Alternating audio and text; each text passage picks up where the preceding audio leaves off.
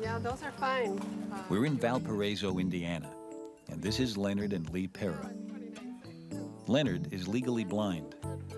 That doesn't mean he can't see at all, but his sight is seriously degraded. This video effect gives a rough idea of what he sees. The sharp central vision is missing, leaving only the less distinct peripheral vision. Leonard has seen the world this way for 10 years. One of the greatest disappointments with my lack of vision was not being able to see my grandson. And I can't even see my children anymore, but I've seen them. I haven't seen my grandson. He's 7 years old, and I haven't been able to see him with this lack of vision. I don't know what he really looks like. Like many victims of macular degeneration, as it's called, Leonard uses a series of simple devices to help him cope. For long distance, a small telescope magnifies the letters of a sign so that they're legible just using his peripheral vision. He has to scan along the letters to read the word.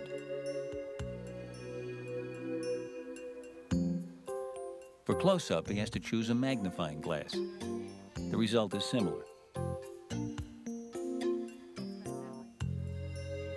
Simple low-vision aids like these have been around for years. But just around the corner, there are big changes. We call it Elvis. It's a nickname. This is a prototype system that will use advanced computer and video technology to help people like Leonard. And it has a number of attributes, but the first one that we're going to evaluate is just the magnification that it can provide at distance. Joan Stelmack is an optometrist at the Hines VA Hospital near Chicago. Leonard is trying the helmet for the first time. The system uses a TV camera to view the world, then processes the scene electronically. In the simplest mode, Leonard sees images that are like conventional magnification aids, only wider. It's convenient, and it works. R, D-F-U-V, U-R-Z-V-H. I can see. I can see. And it's just wonderful. The system was designed in Baltimore by the VA and Bob Massoff of the Wilmer Eye Institute. The ultimate goal is to tackle even the most difficult problems for low vision patients, like reduced contrast. To give you an idea of what patients might experience, we've reduced the contrast of my image, and amazing as it is, it's at least this bad, sometimes worse for many of these patients. They will complain of not being able to recognize family members, their own spouses and children. But these same patients will tell you they can recognize caricatures. For example, we can all see right here this caricature of Bill Clinton comes through just fine, and that's because the details that define the face are heavy contrast. They're dark lines that outline the important features that make the face recognizable. So Bob is developing a computer program that can start with a TV picture of a face, then derive a high-contrast cartoon version. This is just the kind of processing that can be built right into the helmet's electronics.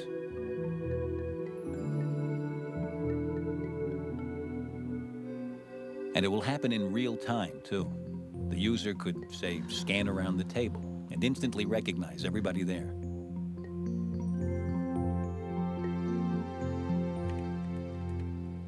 While the high-contrast mode should be incorporated into the helmet within a year, Bob's now working on a much more complex form of image processing. There's one form of damaged central vision where the brain responds like this. The sides of the hole get pulled together. The resulting distortion scans across the scene as the person's eyes move. Obviously, the image can become incomprehensible.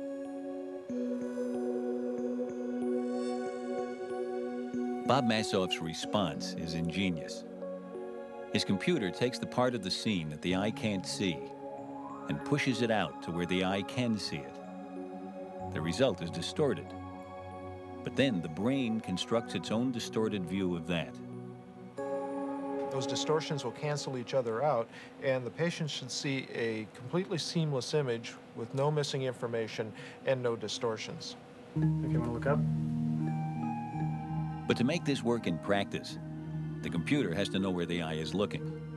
So Bob has become his own experimental subject. He's being fitted with a special contact lens with tiny wires attached to it. The metal cage is generating a magnetic field, which causes very small electric currents to be produced in the wires as the lens moves, enough to keep track of Bob's eye motion. Now, what the computer system can do is precisely line up its distorted version of the scene Bob is viewing with the direction he's looking. Because it's following my eye movements, wherever I go to look on the screen, there's the blob.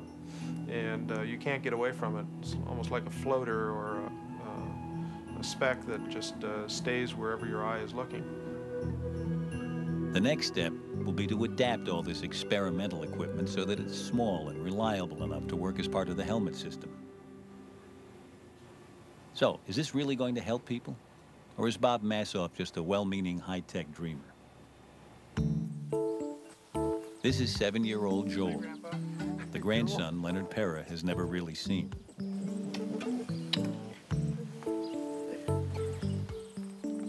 Time for a field test. Need a hold. We're hooking you up to the device. You can tell it's a prototype because our camera crew had to provide a homemade lens shade to cut out glare from the sun.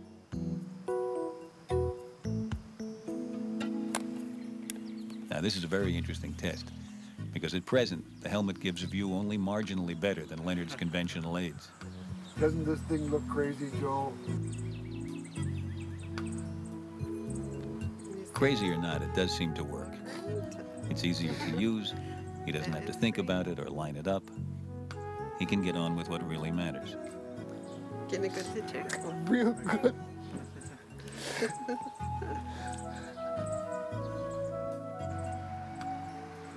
see what he looks like. Well, what does he look like? He's beautiful. Joel, come here.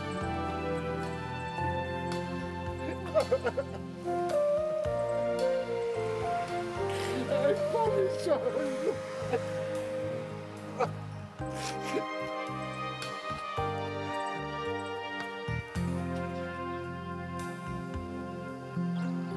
Step on up. You haven't lost your eyesight, and you don't know what it is to lose it and then not see things, then all of a sudden to see them again. And now I can see, I know what my kids look like, my grandson, my wife, and it's been a long time since I saw them. All I've ever seen was shapes, not faces, no features. And now I can see their features again. A motion picture soundstage in Northern California. 127? Filming is about to start on a national TV commercial for Nike shoes. And to pull it off, their ad agency has lined up an all-star cast. Lights are fall. Okay. As the heavy, they've signed Japanese film legend Godzilla. He's defeated Mothra. He's defeated Anguirus and Mechagodzilla. But he's never faced an adversary like this. Godzilla's new screen rival is going to be basketball superstar Charles Barkley. All right, so we've picked 1/24th scale. And here are the other star players. The production team from Industrial Light and Magic. They don't breathe fire, they don't jump through hoops, but they are magicians when it comes to creating special effects. Compositing. So is there some way of framing this such that the shoe is not quite as close to camera, so that you can sort of get the shoe, Barkley's head, and Godzilla and the Tokyo sign all sharp in the shot? It'll be a finessed thing, and it'll take a lot of time if we can't put them in. But it just kind of get down to physics. You know, does it work or not? With this killer cast, the ad agency has whipped up some ambitious ideas. They look great on paper.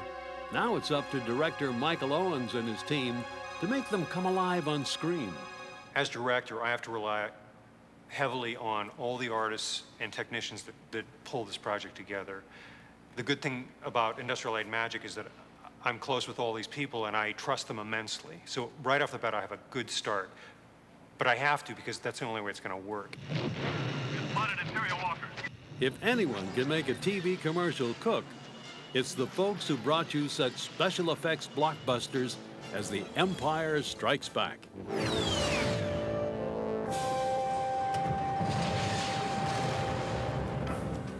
For the commercial, Godzilla will get his wardrobe and makeup in the Creatures and Model Shop, where an army of artists and model makers is hard at work. Painter Richard Miller is prepping Godzilla's teeth to look their meanest. We're going to try to make them a little nasty looking in that they're a little tartar, dirty from all the flame that comes out of his mouth, plus a little shiny and white at the ends from chewing up a lot of people. So. This 12-foot-long foam tail is a Godzilla trademark. Covered in latex rubber skin, he'll be suitably reptilian.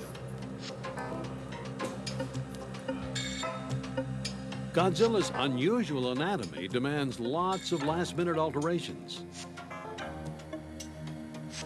The suit may fit like a glove, but will it work? As we'll see, there's more behind this monster than meets the eye. The lighting is set. Tokyo is nearly in position. It's time to shoot. And then we'll start you in the back and walk through and get a timing without any bounce. Okay. Charles Barkley is ready for his first scene, and it's a big one. Barkley is supposed to be 160 feet tall. In real life, he's 6'6". To make him appear taller, a miniature city has been built. But this set is only half the illusion. With his height scaled up 24 times, Barkley's movement has got to look just as big. The movie camera is placed at street level, looking up at Barkley. The angle helps, but it's not convincing on video playback. I think that looks like he's walking too fast. He's in a hurry. I think we could shoot it at 32, perhaps. So Michael tries an old trick, playing the tape in slow motion. That looks good. Much better. That looks great. Much better. Yeah. It's beginning to feel right. Now it's simply a matter of arithmetic. What's your aperture? Michael calculates a new film speed to capture this look. Great. Here we go. And street lights are gone. Roll camera. The result? A lumbering walk that fits with Barkley's giant dimensions. Next, it's Godzilla's turn to make a grand entrance. It's going to be so dramatic that they can't shoot it all at once. So they position the camera, then lock it down. From here, they can film layers of effects one at a time. First, the actor rampages through the set. What's next? Godzilla's infamous breath of fire. That layer is created by drawing right on top of the actual film frame with pencil and tracing paper. This is traditional animation, simple and tedious, since it requires 72 different drawings, one for each frame of the 3-second shot. Now the breath will set the city aflame. And that means a layer of smoke produced with a vat of boiling mineral oil.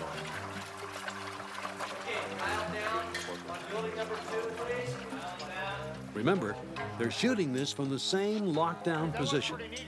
And they keep going, adding layer after layer that will all come together in a single shot. Flames. Falling billboards. Fireworks. Now, take a look. Catch them all? Well, even more details have been added, like helicopters and fleeing people. Take a closer look in slow motion.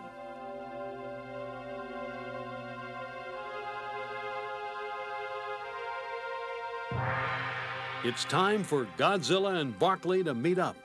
This shot could be a director's nightmare.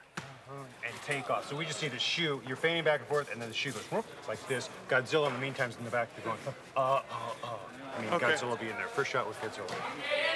You're not nervous about working with Godzilla? No, not at all. Here we go. Michael's problem here is that the frame is going to be very tight. Bring your butt way down. Can you bend your knees more? You put this foot here. First, he has to position Barkley low and hunched. Looking good. Okay, let's do Here a we go. rehearsal. We're rehearsing. Then, he wants a graceful lunge. The two don't go together, and the takes are piling up. Can we get one last take to 28? Okay. No, I don't mind working. Everyone is getting tired.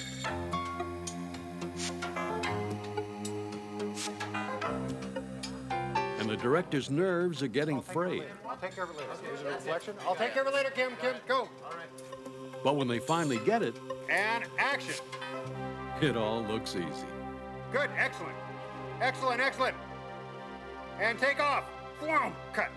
Great. That was very good.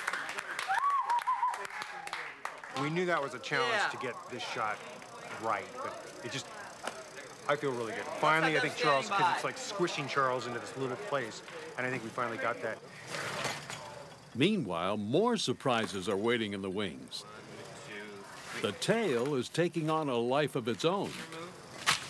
I'm going like this. I'm giving a little backward curve and then an upward curve.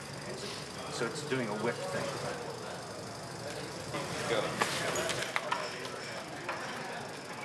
So you're going to be doing your destruction, and then I'll say, and now, and you'll turn and give your look, okay? Okay. And I'll give you Looks like great acting, but it's really great hardware. Godzilla's expressions are created with a skull full of devices, like these radio-controlled eyeballs.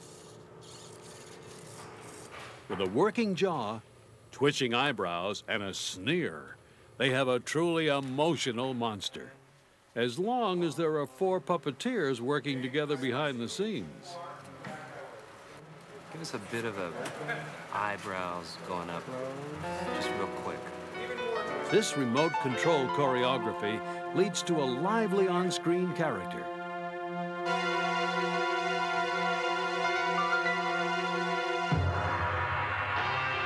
And expression is at the heart of their next shot. Is he hooked up for the eyebrows? Fine-tuning Godzilla takes some minor brain surgery. Okay, what are we going to do, walleye? Total walleye, right? Yeah. Total walleye. Okay. Why wall-eyed? Because Barkley is going to foul him on the chin. And forward. Great. Number 1, and action. But neither star is getting the right expression. There are 2 problems. This is a complex move for the puppeteers. And it's asking a lot of non-actor Charles Barkley. You told me to mess with it. Then Michael has a brainstorm. Puppeteers? Can we do this in reverse? He can solve both problems by setting their final expressions first. Yes, reverse action. Even with lots of high-tech tools, sometimes the right solution is simply a clever idea. I'm just pulling out. You're pulling out, and not too far. And action. Cut. A note for the camera part. The camera films this. But played in reverse, Now that's the look. It's like his peripheral, he knows he's there. It's like, but he's going there. Right.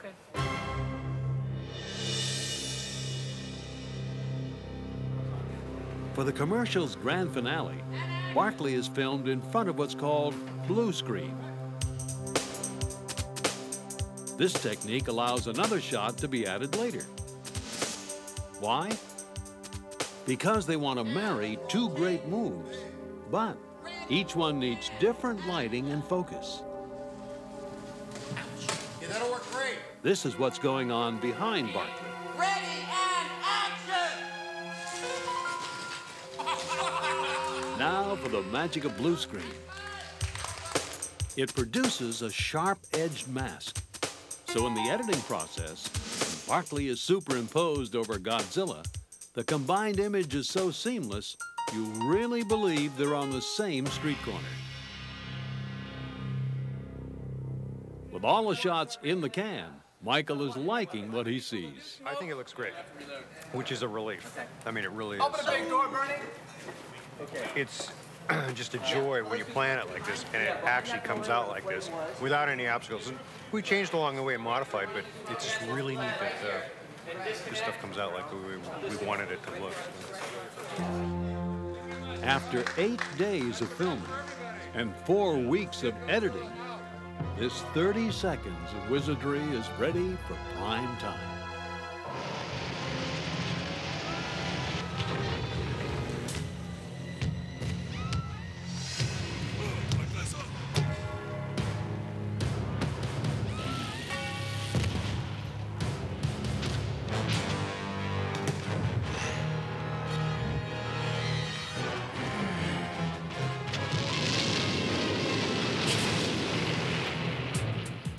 Have you ever thought about wearing shoes?